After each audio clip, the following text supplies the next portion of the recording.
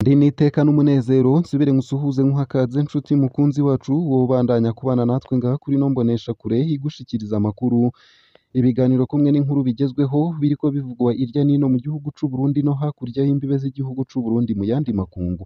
Ndaguhaye ikaze, ndaguhaye mwiriwe neza cange mwaramutse bivanye n'aho udukurikira uherereye kuri uwu munsi wa gatanu igenekerezo rya 29 ntwarante 2024.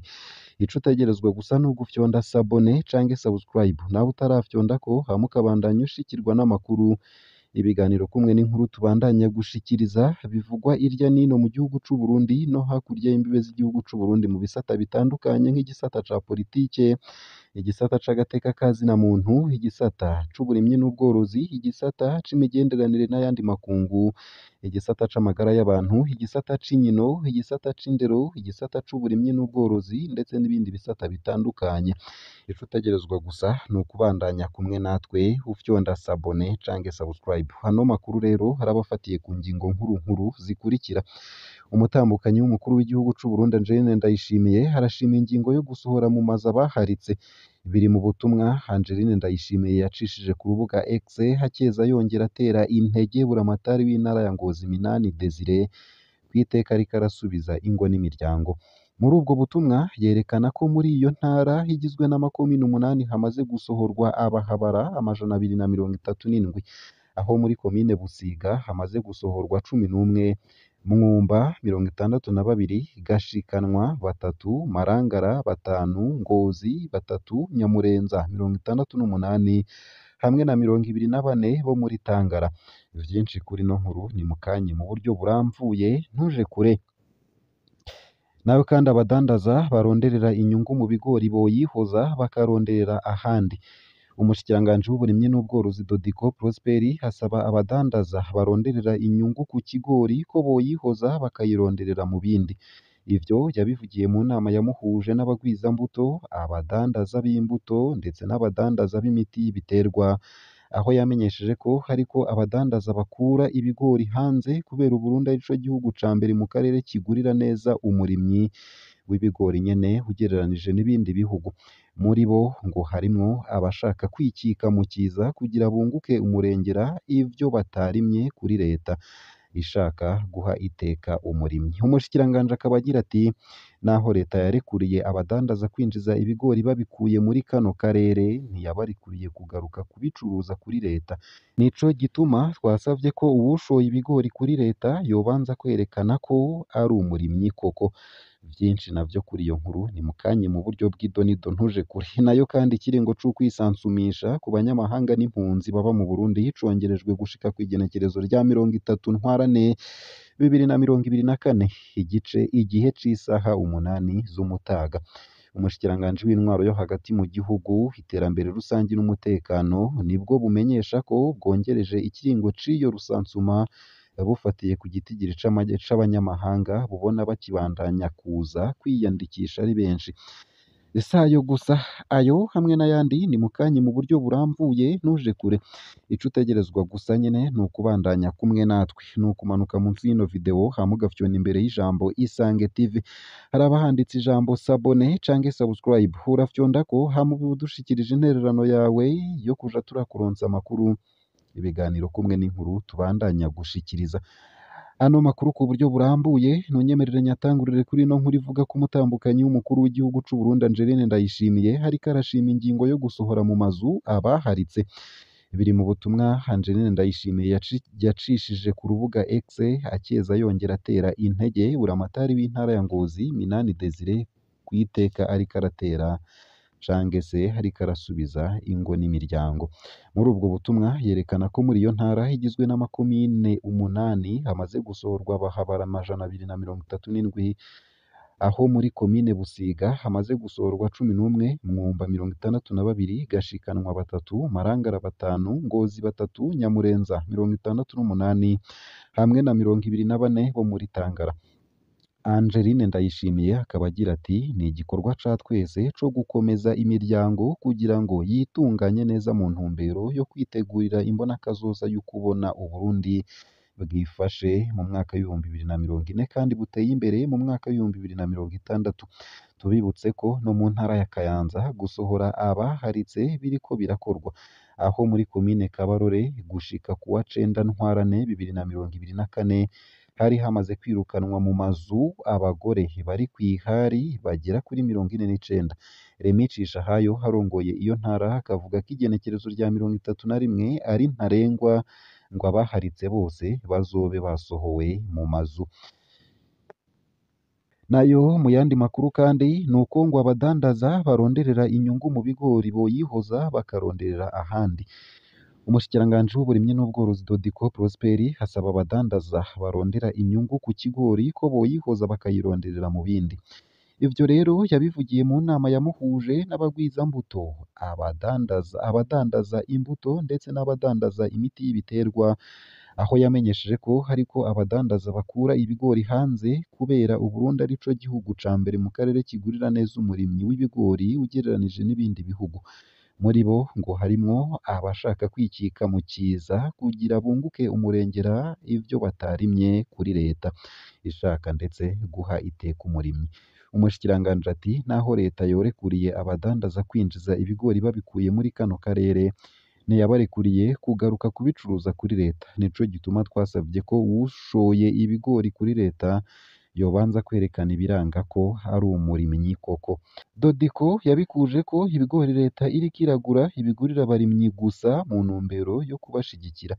Ibi umushikiranganji yabishikirije mu gihe hirya no hino abanyagihugu bashora ibigori bigurwa na leta ibicishije mu kigo ANAGESA baguma bibaza igituma babanza gusabwa ivyemezo vy'uko ari abarimyi. Nayo mu bindi kandi ikiringo c'ukwisansumisha ku banyamahanga n'impunzi baba mu Burundi congerejwe gushika kw'igenekerezo rya mirongo itatu ntwarante bibiri na mirongo ibiri na kane igihe c'isaha 8 z'umutaga. Ubushikiranganji bw'intwaro yo hagati mu gihugu, iterambere rusangi n'umutekano bumenyesha ko bwongereje ikiringo c'iyo rusansuma bufatiye ku gitigiri c'abanyamahanga bubona bakibandanya kuza kwiyandikisha ari benshi. Biri mu itangazo ryateweko umukono na Martin Niteretse harongoye ubwo bushikiranganji kuri uwa 28 ntwarante 2024. Risaba abanyamahanga n'impunzi bose bataraja kwisansumisha kuja kwisansumisha. Abanyamahanga bagasabwa kwitwaza impapuro zibaha uburenganzira bwo kuba mu Burundi. Impunzi nazo zigasabwa kwitwaza ikarata y'impunzi n'ivyemeza ko banditswe mu mpunzi ziri mu Burundi. Iryo tangazo rikibutsa ko urwo rusansuma ruriko rubera ku vyicaro vy'amazone y'igisagara ca Bujumbura hamwe n'imirwa mikuru y'intara zose. Mwomenya ko iyo rusansuma yari yatanguye kuva ku wa 26 ntwarante 2024 ikaba yari itegekanijwe kurangira kuri uyu wa 28 ntwarante 2024. Nayo mu yariko aravugwa hanze y'imbibe z'igihugu c'u Burundi nuko amashirahamwe y'abakenyezi hasaba ibiganiro hagati ya Kinshasa na M23. Amashirahamwe y'abakenyezi yavuye mu gacerere. Amashirahamwe y'abakenyezi yavuye mu gacerere asaba ibiganiro hagati ya leta ya Kongo n'abagwanyi ba M23 mu maguru masha mu ntumbero yo kugarukana amahoro mu gace k'ubuseruko bwa Repubulika Iharanira Rusangi ya Kongo. Ni mu gihe umukuru w'ico gihugu yatangaje ko atazoganira n'uwo murwi w'abaroberi ariko ko yiyumvira ko azobonana n'umukuru w'igihugu c'u Rwanda Paul Kagame. M23 yisigura abashaka kuvyumva ko bovyumva ko itazoshira ibigwanisho hasi itaraganira na Kinshasa. N'amashirahamwe hashika 100 aharanira agateka k'umukenyezi yasavye ibiganiro hagati ya leta ya Kongo n'abaroberi ba M23. Iyi ntambara iramaze kwica bene wacu, abenshi mu bakenyezi baragwaye indwara zo mu mutwe, ntibagishobora kuja ku bikorwa ku gutinya ko bicwa canke ko bofatwa ku nguvu muri ayo mazone agenzurwa kugeza ubu n'abagwanyi ba M23. Ibiganiro vyonyene nivyo bishobora kudukiza. Uko akaba ariko bishikirizwa na Pasi Mubanma arongoye ishirahamwe Aid Profene, rimwe mu mashirahamwe agwanya ikumirwa ry'umukenyezi muri Nord Kivu.